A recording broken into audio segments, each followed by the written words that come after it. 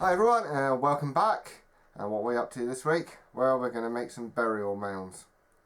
So let's crack on with it and get to the table. Right, I've already cut myself a 6-inch diameter hardboard base, slightly off round, which is quite nice. Or you could just use a CD. So I'm just cutting up some packing polystyrene. I had one piece that was the right size and one that wasn't. So in this one, I'm actually just piecing it together. I'll try putting cocktail sticks into it, adding some glue, pushing it together. And I found because of the density of the polystyrene, it just didn't work. So in the end, I just shoved a couple through from the outside, which is probably the best way to go anyway, because you'll want to pull them out when you start carving. So next, we're going to stick our base on. So I just whacked a ring of PVA round and some spot glue in the middle. Don't fully cover, it helps reduce the warp. So I turn it over, stick it down, put a bit of weight on it, and leave it to dry. Once that's dry, you can start carving it. So we turn it with the base up and just start working our way around, cutting at a slight angle. Just cutting against the using the base as a guide. So as always with this, just working slices. Just kept going, working our way around. What's quite nice with a mound, it doesn't have to be perfect. So we're going to need an entranceway. So I've just rough guide, about 1 inch, just over 1 inch at the back. Just gone back a little bit, so this is where the door's going to sit. Give it a little clean up with the knife, and then we'll start shaping it up a bit. So we're gradually working our way around as we did with our hill in our previous video, just gradually taking off the sharp edges. You can have some, because obviously when they dug it out they'd have chucked the earth back up on the top and you'd end up with lumps and bumps that are not quite natural, but it actually adds to this piece. So you can see I'm gradually shaping it up, still keep going, getting some of the harder edges. Don't mind a couple, but don't want too many. And I think we're pretty well there. Yep, that looks pretty good to me. Always a little trim up at the end. I've got a piece of thin balsa wood, make sure the grain runs the right way. This piece is 3.5 centimeters by 4 centimeters. I've got a strip of foam core, so it's 5mm thick and it's 5mm wide. Use that to mark out the frame and the door, and then I'm just marking it in with a sculpting tool. You could use a pen. I'm also using the 5mm foam core as a guide to do the planks. One plank will end up slightly smaller than the others, but it doesn't really matter. So just emphasize the plank lines. So just working the way through it, making them a little bit deeper. Don't go too deep that you split the balsa wood. I'm doing two at the same time here. It's easier to do them both together. So exactly the same as we did on the first one, using our foam core as a guide. And there's our planks and some wood detailing. So once that's done, we're going to crack on with getting our frame done. So we get our foam core, make sure the end's squared off. So we cut the top first, and then I'm using that as a guide to cut the second one. Lay it on, work out where it goes. So now we're going to cut the sides. So we cut 4 sides. There we go. Right, so we're just going to make sure you're getting the right way around, because the top's a slightly different length. Whack some PVA around the frame on the balsa wood and put our pieces on. They do slide about a little bit, so you might need to give them a little wiggle occasionally, straighten them up. On to the second one. For some reason my measurement was fractioning out and they overhang. That's not a problem, just leave it to dry and trim them off afterwards. So there's the frame all ready. Yep, just square it up and that's done. Right, while they're dry, we're going to cut ourselves a couple of little door handles. So I've just got a matchstick cutter. Lovely little tool, recommend that. Let's just grab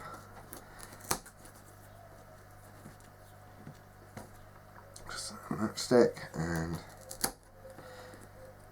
2 little bits. Okay, I've grabbed a pair of tweezers. Giving in, make life easy. So, bit of glue.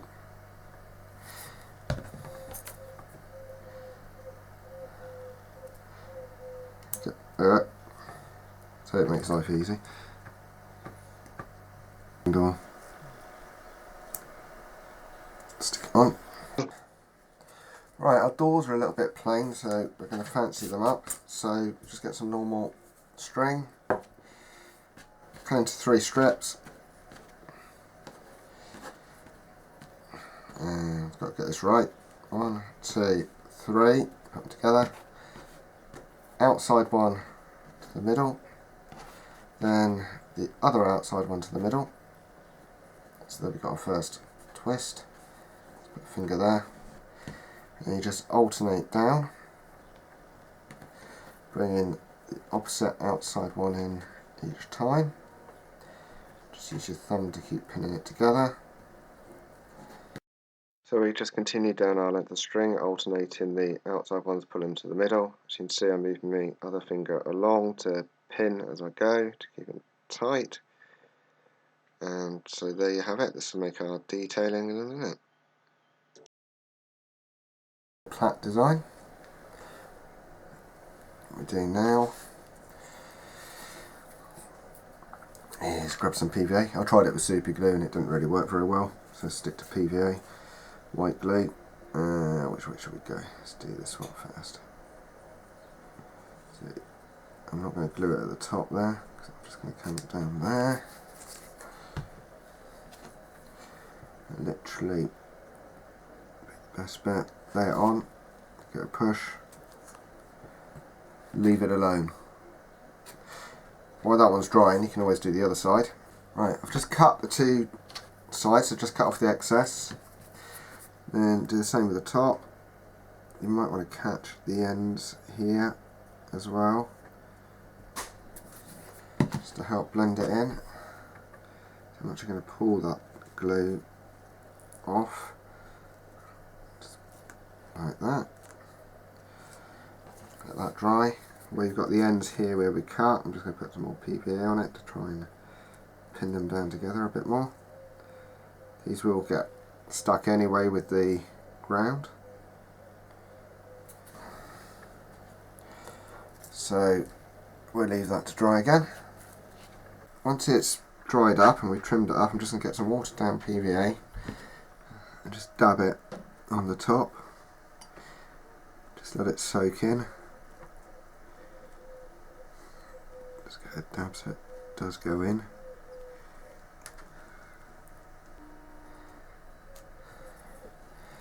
And we'll leave that to dry. I'm just going to grab some Mod Podge in black and literally just coat the string, the foam core and the sides. I'm avoiding the wood here because I want to use the natural properties of the wood for colouring it in a minute. This will give it a nice seal. Also, get the dark sections in the stonework for us all in one hit. And while we've got this out, we'll seal up the exposed hardboard. Also helps to pin in any of the loose little bubbles of foam. Watch it's dry. We're just going to grab a black wash, thin it down, and just give this a coat, get against the edges.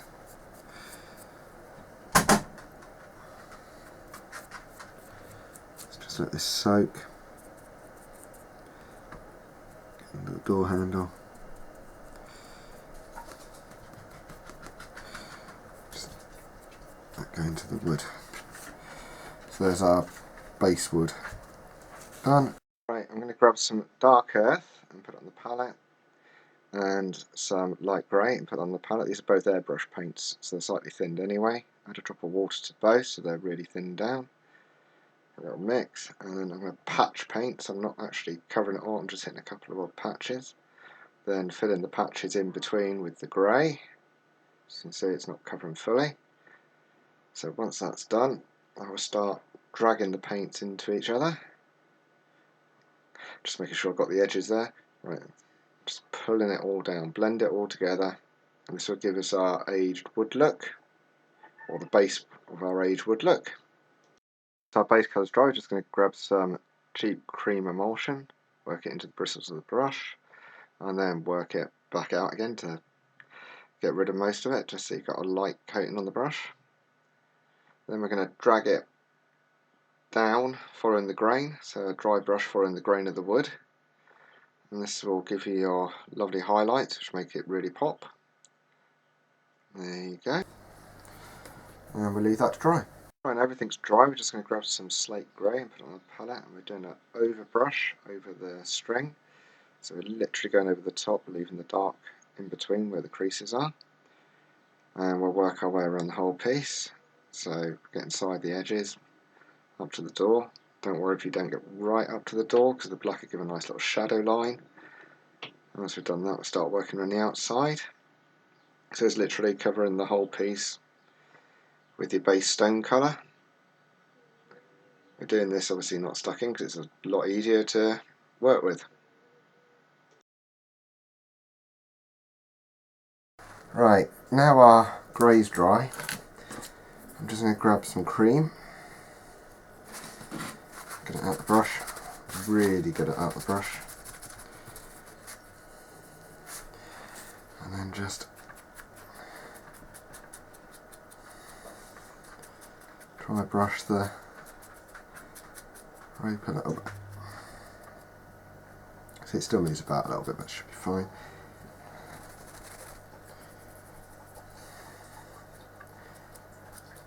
Just to break up the grey.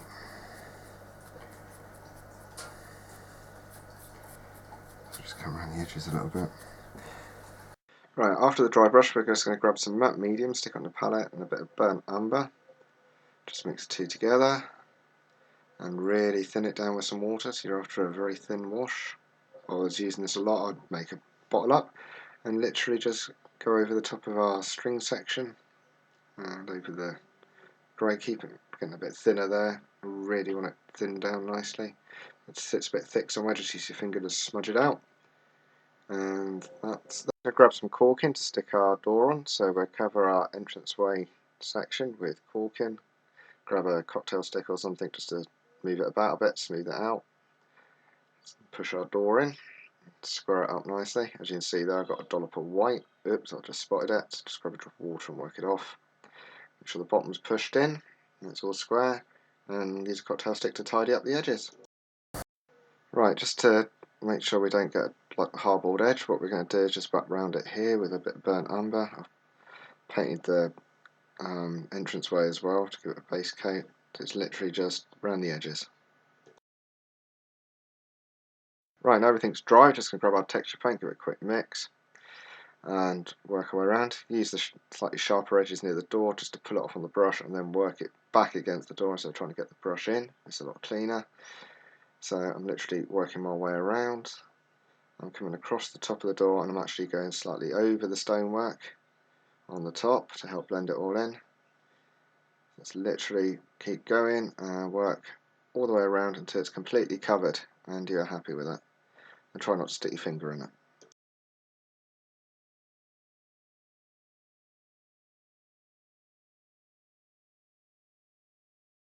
Right, we're going to grab some chip grit. We're going to start applying it to our wet texture paint. Just give it a little push every now and then to make sure it beds in. Try not to push too fast so you don't have great fingerprints in it. Just put some patches over the top to break up all the earth sort of texture, so it's literally working around. Keep doing it in bits and having a look and then seeing, do I want to put a bit more somewhere else, or something come away and needs a little bit more in it. So it's literally just work by eye until you're happy with it. Make sure everything's fully dried and then grab some cream paint and just give it a dry brush, so make sure there's not much on there. This is where the texture paint comes into its own and starts pulling the paint off the brush and giving you all the detail. It just helps if you've got any bits of earth that show through, which is quite nice to have. It just breaks it up from just being a flat colour and really helps the piece look a lot better. Right, we're going to get some thin down PVA to stick our flock on, so we'll just work around the door first, because obviously it's the more intricate area of the piece. So quick look at some flocks, so we've got some coarse dark, add this in, this acts like weeds and gives some texture, and a couple of light highlights around the door. This will all be blended out with medium and green a bit later, so just tidying that bit up. Then we'll start whacking around the whole piece with our thin down PVA, give it a nice coat. Obviously helps, gives something for the flock to stick to, it also helps seal in the little stones. So we go around, and I think it's probably over halfway around. I probably realised, or it was the next one I did, that I should have just stuck my thumb in the doorway because there's no glue at that point. Hey, well, we all live and learn. So now we'll just grab like our light highlights, our dark and medium coarse flocks. We'll just do patches, just work around. Don't overly think it, but a little bit of logic somewhere. It's going to be lighter near the top. So we'll just go around and do that. Once we've got all that done, it's literally going to be a matter of covering the whole thing over. So there's our patches done, and then we just grab our medium and cover the whole thing.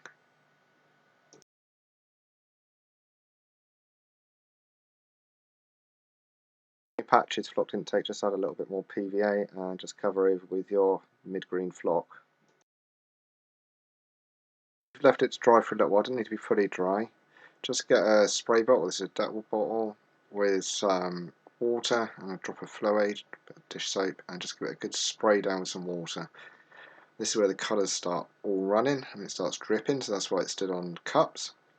So grab some thin down PVA, it's quite thin down, and we'll start dripping and it'll bleed in. Yes, it's still white, but it's dispersing. That's the point where you know if your PVA mix is right. If you work from the top, it'll run down. There we go, it looks like a polka dot mushroom. This is the bit I actually hate because everything looks horrible while it's drying. And literally just work your way all over the piece, dripping in your PVA, and then it disperse. And this will harden it up and give a nice firm finish to the piece in the end. Right, I left them on the cups to dry overnight so they didn't stick to anything. The glue just ran off the sides and onto the newspaper.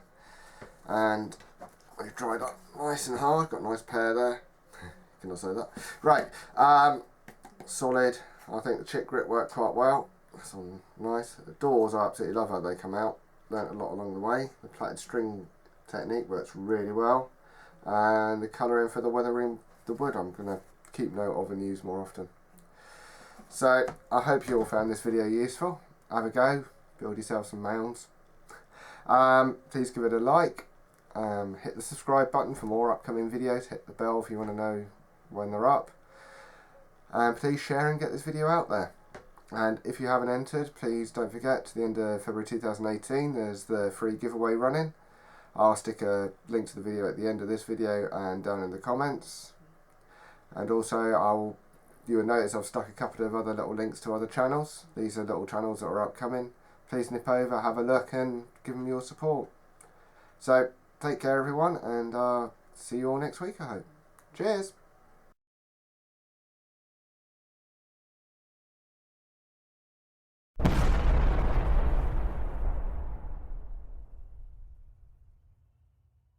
Right, what we're going to do now is stick it down. PVA will...